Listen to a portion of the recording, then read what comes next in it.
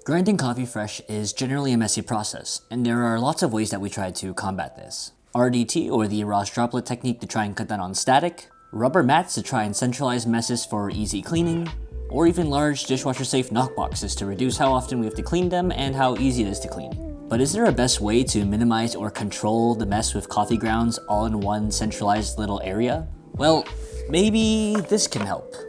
This is the Bloc by Saint Anthony Industries. It's a gorgeous walnut enclosure housing a metal knockbox with a little rubber pad for all of your tamping, distribution, and puck preparation needs. But is it worth $99? Well, I'm here to tell you just that.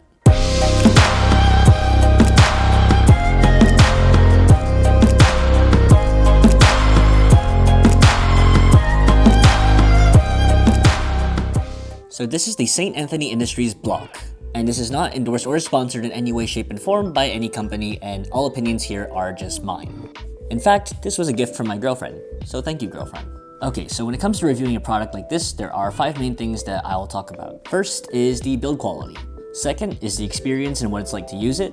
Third is cleaning or maintenance. Fourth are what changes I would make to this product. And fifth, finally, is it worth it for you at home? So first, let's talk about the build quality. This product can be broken down into 2 different parts. You have the wooden frame and the metal knockbox / tamp station.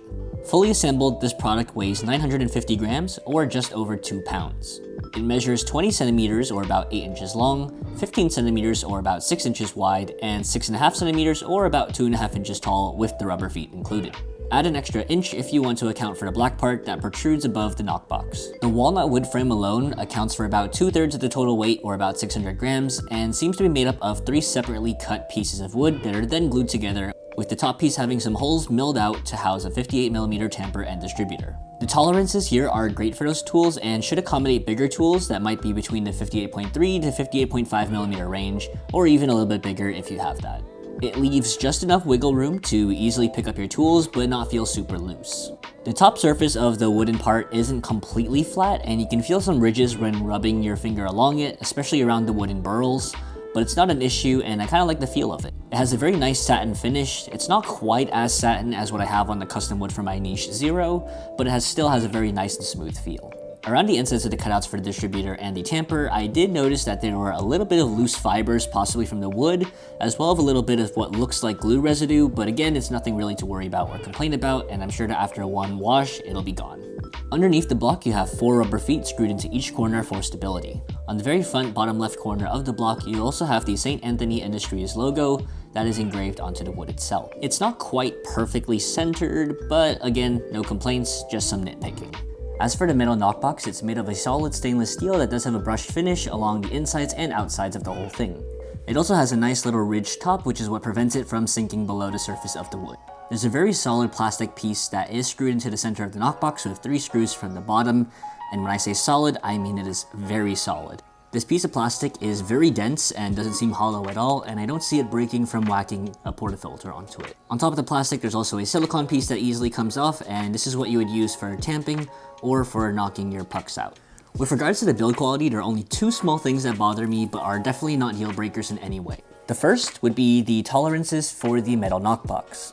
I think here it could be just a little bit tighter. From what I can see, it looks like there's about 2 to 3 millimeters of wiggle room, which does sound small, but it makes it pretty easy for this thing to kind of slide around and not always face straight as it should.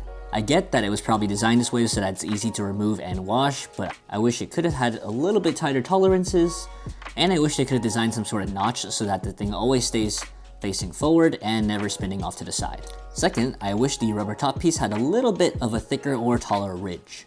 It's not to say that this is an issue when prepping a portafilter, but it would be nice to have a taller ridge just so that there's no possibility of the portafilter sliding forward when prepping it. Again, it's not really a huge issue as you shouldn't be pushing your portafilter forwards anyway while you're prepping it, but it's just something that I personally would have changed. Overall, this product does feel like it has an excellent build quality with a knockbox that doesn't feel like it would break anytime soon. And I also do really like the satin finish on this walnut wood. So now let's talk about the experience of using a product like this. First of all, it's not good for a commercial environment. If you're in a commercial space, you're going to need a much sturdier knockbox as well as a much larger capacity. But for home use, this is pretty nice. Okay, so first, dosing the portafilter still needs to be done on that rubber mat since I'm using the dosing cup from the Niche Zero, which by the way, you can win one of these in the giveaway that's running till the end of the year. Next, tamping. So this is going to be dependent on the type of portafilter you are using, and I'll show you what this looks like with 3 different types. First, a bottomless portafilter. So you can see that this sits perfectly on the rubber pad, but there are 2 things to note. One, if you push it forward, it will slide forward. Going back to my point earlier about how I wish it was just a tiny bit taller, but again, you shouldn't be pushing your portafilter forward while you're prepping its puck anyway. And 2, flatness. Okay, so using the level tool on my iPhone, this is what it normally looks like when I tamp on my rubber bar mat. It sits at a -1 degree incline, but when resting the portafilter completely on the block, it sits at a -5 degree incline. I found that if you leave about a finger of space between the handle and the wooden portion of the block, it becomes perfectly flat. This may or may not be an issue depending on how you tamp. For me personally, it's not a problem, and I still found that my pucks are very flat. I've simply adjusted the way that I tamp by holding the portafilter slightly differently and leaving a knuckle underneath the top portion of the handle. So moving on to the double spouted portafilter, here is where I had some issues. Depending on the design of the portafilter you have, it may not so easily rest on the pad here. With the standard Rocket double spouted portafilter, I found that the placement of the spout is just too close to the edge of the portafilter itself, so it barely lets you sit on the lip of the tamping spot. If you're careful, you can still make it work, but you're more than likely to have a slip up here. With the Rocket's single spouted portafilter, however, it catches a lot more of the lip and should work just fine to tamp, but you'll either have to hover it like the bottomless portafilter or use a knuckle between the handle and the wooden frame. So tamping from a usability standpoint is great, especially because I typically use a bottomless portafilter. The height of the box also isn't too tall that it would cause any awkward strain on my wrist or elbows when tamping. So let's move on to the knockbox part. So in the Saint Anthony Industry videos on YouTube, this is how they expect you to knock the portafilter out, which is a little bit different since with a normal portafilter, you kind of just whack it against the center, typically against some sort of beam. Here, you're supposed to whack just the tip of it against the lip of the rubber piece, which again isn't an issue unless you have some poor hand-eye coordination, but it's also not quite as easy as a typical standard knockbox.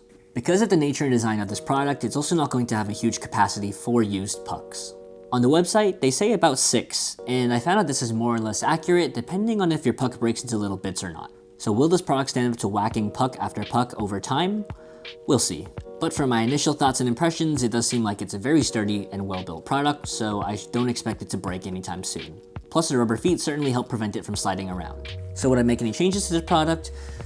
Well yeah, there are 2 things that I would make changes to. For one, like I mentioned earlier, I think a slightly tighter tolerance would be nice to have, as well as some notch or method to help keep this facing forward. And second, I'm not actually sure why there's this gap in the metal bin portion. Since it's too small for pucks anyway, I wonder why not just push the plastic bit further against the back, allowing more room for more pucks. There might be a reason that I'm missing on this, and if I am, do let me know in the comment section down below, but personally I just don't see why they can't push this part back a little bit further. So cleaning. The wood part itself is easy enough to clean out. I mean, you should just brush it with, well, a brush. For the bin, it's also easy enough to remove it from the wooden enclosure and to remove the silicone piece at the top to give that a separate rinse.